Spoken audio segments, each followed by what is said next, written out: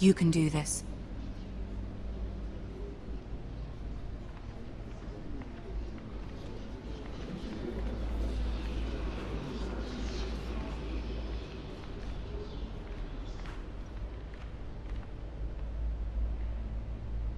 Ah, Lady Marjorie. Aren't you looking lovely this evening? Lord Tyrion. Your Grace? With your permission, allow me to introduce Lady Mira of House Forrester.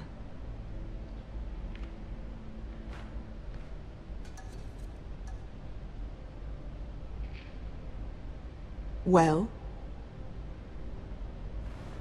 Your Grace.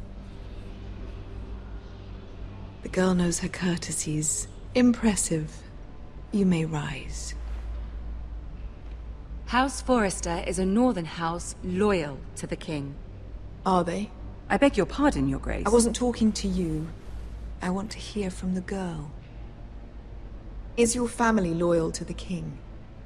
Perhaps you should ask the new Lord Forrester. He's not here, is he? She is. The girl can speak for her house. Yes, Your Grace. To the one true king. The one true king. Yet she didn't say which. The girl is clever. She only meant... I don't care what she meant. I care what she said. I won't stand for impertinence from a girl of the North. If you would give her the chance to explain... Perhaps she can explain why the Forresters have been loyal bannermen to House Stark for centuries. A house of traitors.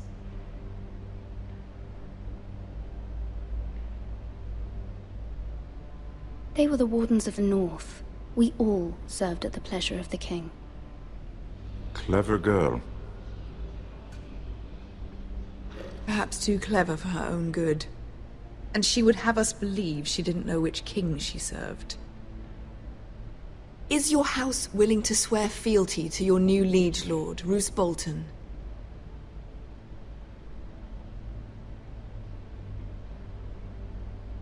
He is the Warden of the North, Your Grace. He is. And I the Queen Regent and Tyrion the Master of Coin. The girl has a remarkable talent for answering questions while in fact saying nothing at all. Old allegiances are not easily abandoned. But now that the war is over, we must look to rebuild and forge new alliances. There are ships and shields to be built, and Joffrey will need a steady supply of ironwood for his armies. I'm told there are others who would happily serve that purpose, but I trust we can rely on House Forrester. Forrester Ironwood does seem rather unique. Our talent is unrivaled, Your Grace. Forrester Ironwood is highly sought after in the Seven Kingdoms. So I'm told. It would be a shame to see it fall into the hands of another house. I imagine you'd do almost anything to prevent that from happening, wouldn't you? Ask any Lannister, and they'd do whatever was necessary to save Casterly Rock. It would be unfortunate to see another house lay claim to what's yours. Yes, Your Grace. I would do anything. I see. What would you have the girl do, Cersei? It's not as if she fought beside the Starks, wielding a battle axe for the Northern Army. It raises an interesting question, I suppose. Can we truly blame those who end up on the wrong side of the wall? Our dear Marjorie here was betrothed to Renly Baratheon on the false assumption that he would one day rule the Seven Kingdoms. Can we fault her for her mistake? Should she be held accountable?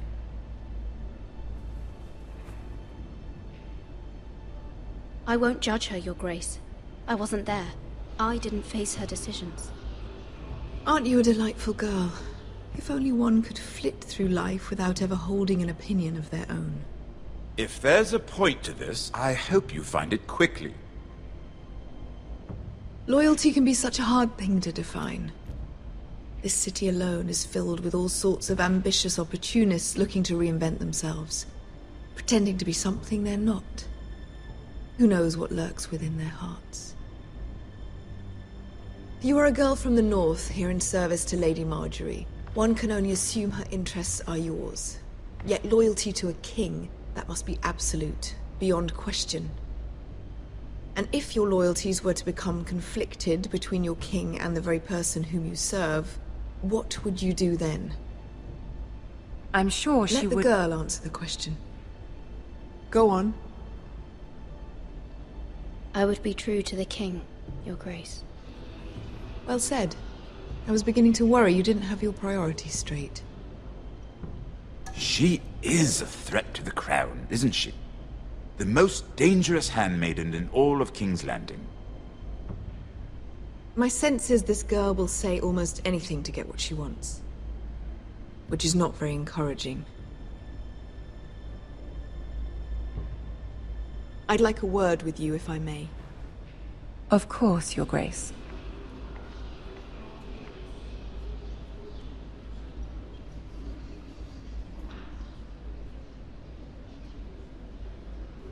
I'll walk you out. This may come as a surprise, but I met your father once, at the tourney at Lannisport. Even then he didn't trust Roose Bolton. We only spoke briefly, but your father struck me as an honorable man.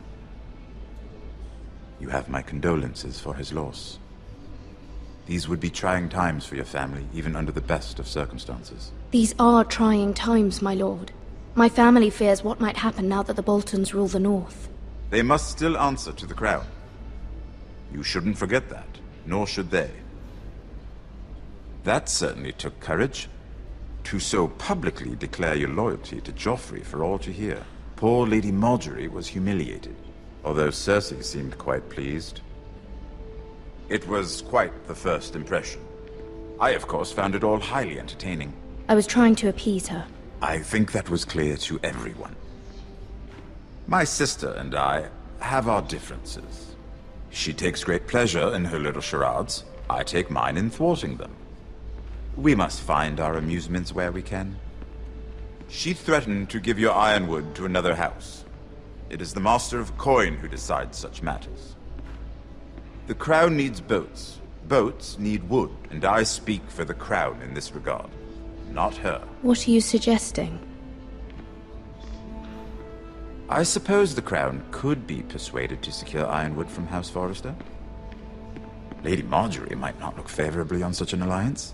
And it would infuriate Cersei. Although what would be amusing for me might prove rather dangerous for you and your house. Are you willing to risk that? It may be far too dangerous. It's a risk I'm willing to take, Lord Tyrion. Please. You are a brave girl, aren't you? I'll consider it. Now, if you'll excuse me, I promised Sansa I would join her for dinner tonight. 3 beautiful bottles of Dornish wine await my arrival. The mere thought of them makes me thirsty already. Good night, Lord Tyrion. Just be careful. This is not the North. King's Landing can be a nest of vipers to the uninitiated.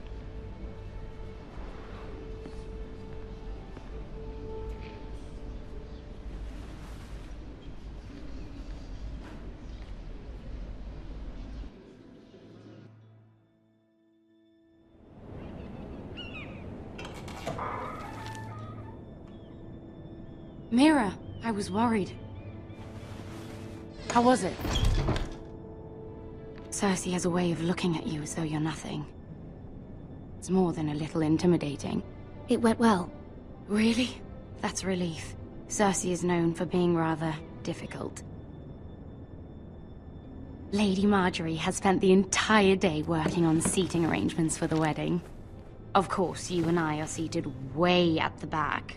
Here with the 4th cousins and the 9th-born sons. Ah, Sir Jaime. I wouldn't mind tarnishing that white cloak of his. Sarah! What? It's true. And Oberyn Martell, the Red Viper. I'm told he has a paramour. Which I doubt is Dornish for wife. Put it back. We're just having a bit of fun. It's probably for the best. I've heard he's a bit perverse. Perhaps Lady Margaery could make the right introductions. Who knows? We might meet our future husbands. Although, marrying a king, I can only imagine what that would be like. Would you marry Joffrey if it meant you'd become queen? He does have a certain look about him, and he's always treated Lady Marjorie well. I'd marry anyone if it helped my family. Right. Of course. Well, I would marry him. Imagine the power you would have as Queen of the Seven Kingdoms. I might even allow you to be my handmaiden. Let's see, who else should we marry off? Brienne of Tarth and Tyrion Lannister. What a perfect match! Sir Bronn and... What are you doing?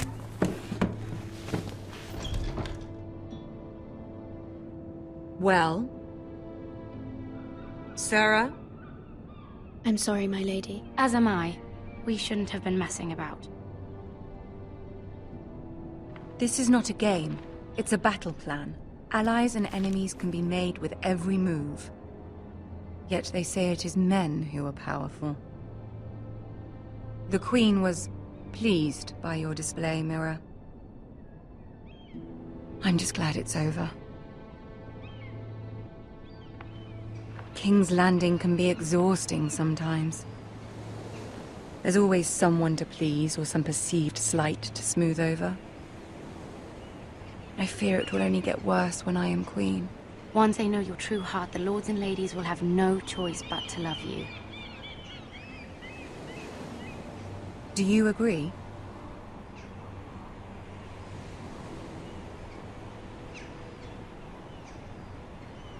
Once you are queen, the lords and ladies will do their best to please you. You learn very quickly. Your words to Cersei were brave, but I know you must fear what the Boltons might do to your family. I do appreciate your willingness to appease her, as difficult as it may have been. Thank you, my lady. There's been something on my mind. Something important.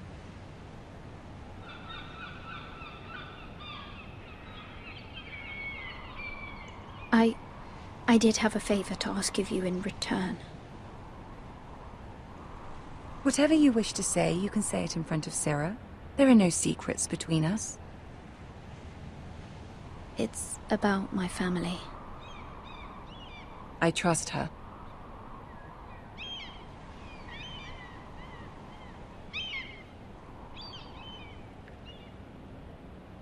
Go on.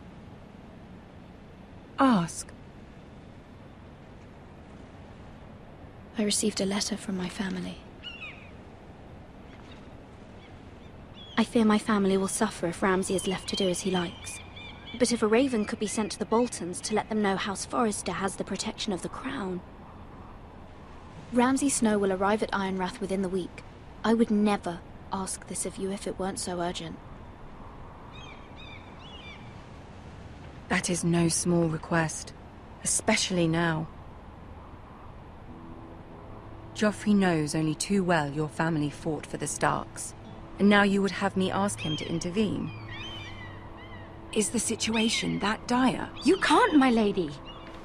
King Joffrey won't like it. Just think how he turned on Lady Sansa. Please, Lady Marjorie, I beg of you. I fear for my family's safety.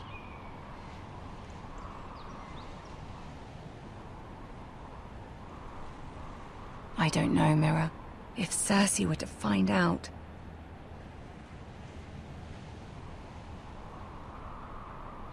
Don't let the Queen bully you. You have power over him, Lady Marjorie, as no one else does. Not even his mother. Ramsay Snow will arrive at Ironrath within the week. I would never ask this of you if it weren't so urgent.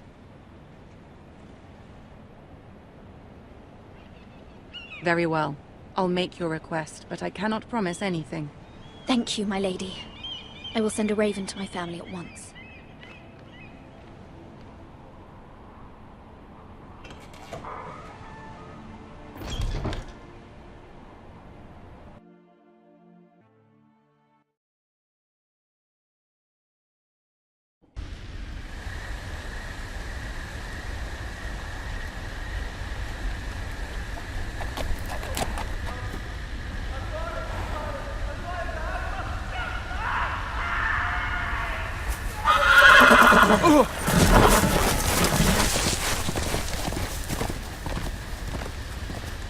Seven hells.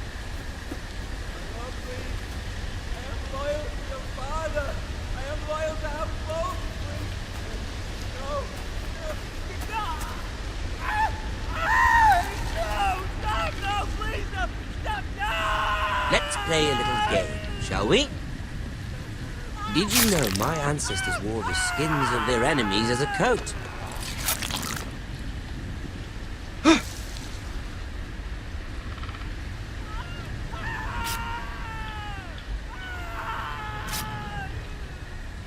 Not my best work, unfortunately.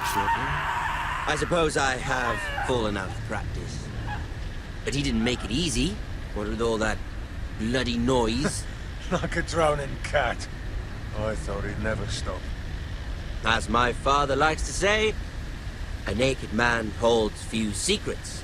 But the flayed man holds none.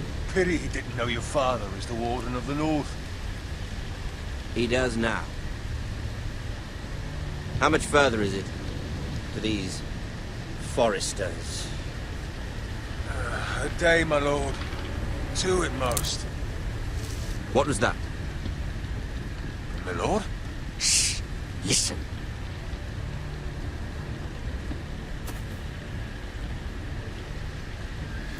There. Hear that? I know I heard something.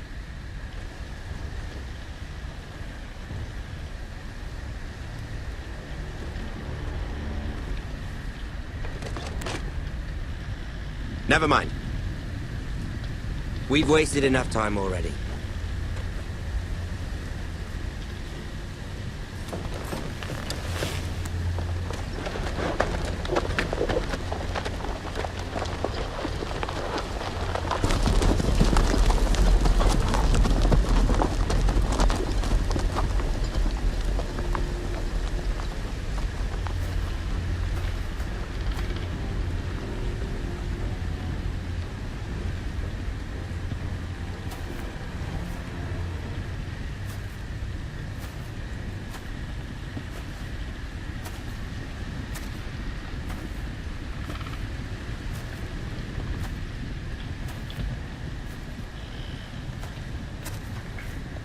Bloody hell.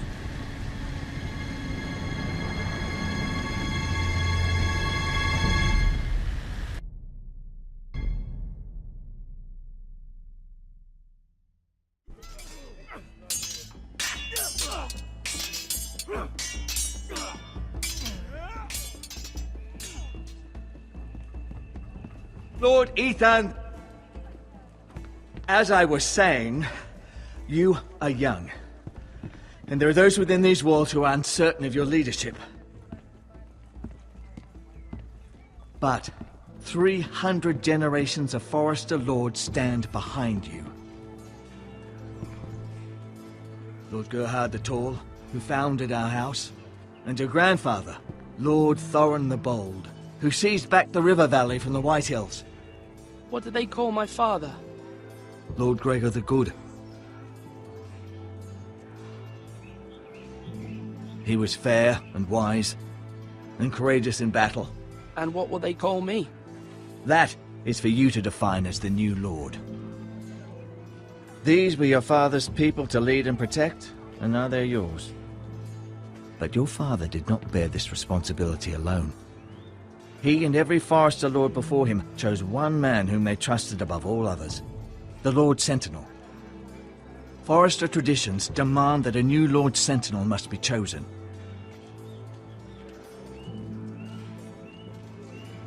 Keep walking, you craven son of a whore. Move! Summon the Lord! We need his judgment. I've done nothing wrong! I was only trying to survive!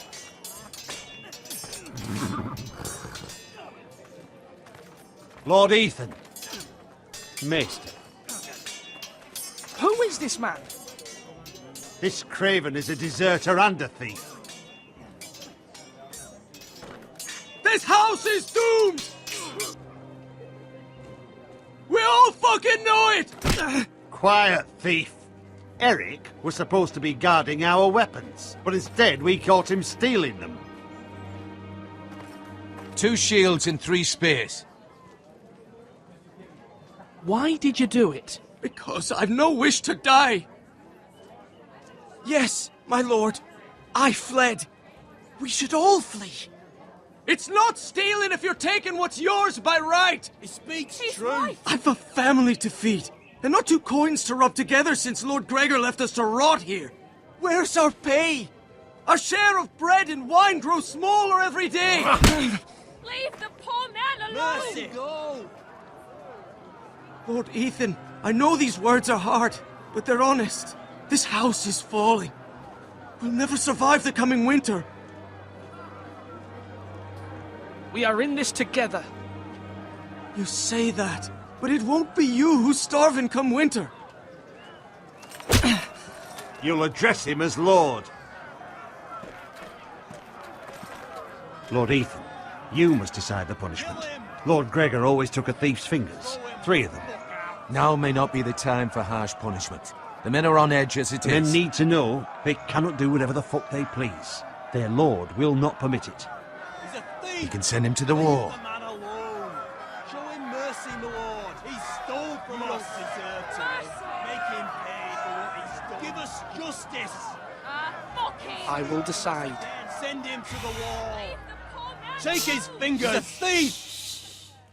If you punish me, you'll be punishing an innocent man. It will be an injustice, my lord. Please, my lord. My family depends on me.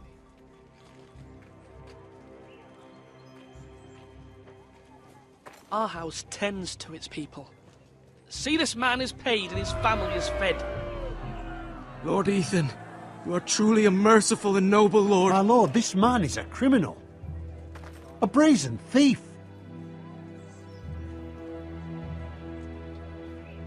He still serves House Forrester and deserves our protection.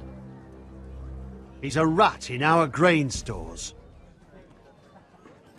My lord, we must speak about our gold reserves. Soon. My lord, I thank you for the mercy you've shown me. I will never forget my debt to you and to this house.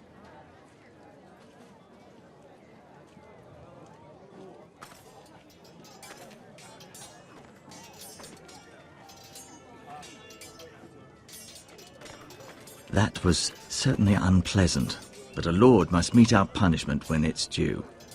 Not just yourself, of course. You can weigh on any lord. Maester, what do you think? Me? Yes. Did I do what's right? Disloyalty shouldn't be rewarded if others will take advantage of your mercy. You heard what the thief said. I expect this sort of thing will happen again. But a sentinel can help you in the face of disloyalty. You need someone you can trust by your side. Someone you can rely on, no matter the circumstance. Possessing wisdom and experience. Who do you think I should choose? There are 2 capable men for the role. They both want the job, but neither thinks very highly of the other. How do I decide between them? Talk to them. Solicit the opinion of people close to you. Here. The bracer of the Sentinel. The badge of office. Tonight is your first small council meeting. It would be wise to bestow this bracer upon your chosen Sentinel then, to show that you are decisive and in control of this house. Your Sentinel will wear this for all to see. Take it. I understand. I'll do it now. Come speak with me when you're ready to convene the small council, my lord.